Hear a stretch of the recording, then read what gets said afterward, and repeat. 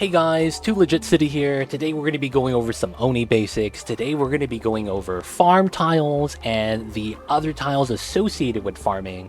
And that's going to be farm tiles, hydroponic farms, and the planter box. We're going to go over the ins and outs of it, things you could do, and of course, how they work.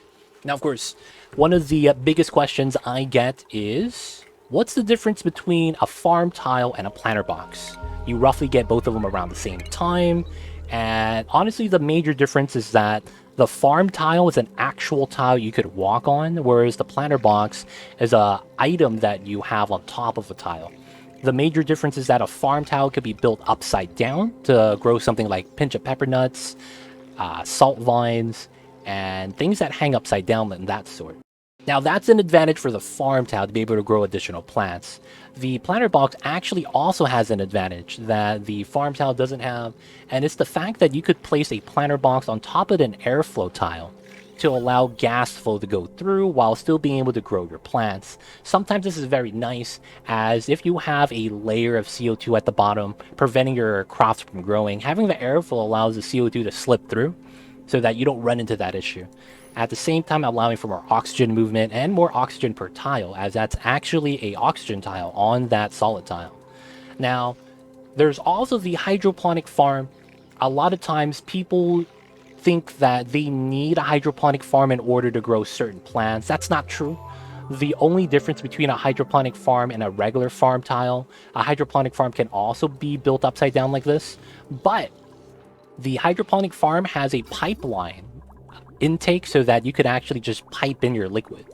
Now, you could also grow bristle blossoms if that's what you want to grow on the farm tile. Your duplicants will just walk up with a bottle of water from your pitcher pump and deliver it to the farm tile manually. That's the only difference. So the hydroponic farm, there's no extra yield, no real advantage outside of a little bit of pipeline automation because of the liquid irrigation. So that means that you don't have to have your dupe manually deliver the liquid. That's the only real advantage. Otherwise, they act exactly the same, and even if you don't have the pipeline, you could manually deliver the water.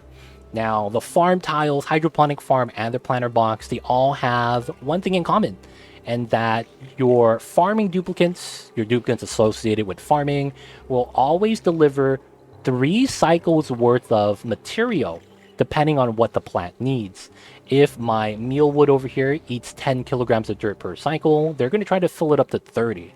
Now, they're not going to always top it off, but they will try to fill it up more than one cycle. So if you guys are worried about the fact that your duplicates are going to constantly go to each farm tile and put dirt there, it's not going to happen all at once. They're going to probably spread it out depending on when the farm tile is built, when you gave the command to grow the mealwood, but they will have 3 cycles worth of whatever it is they need. So a bristle blossom needs dirt and water. They're going to have 3 cycles worth of both in here. One last thing I want to go over is going to be the advantage of the planter box.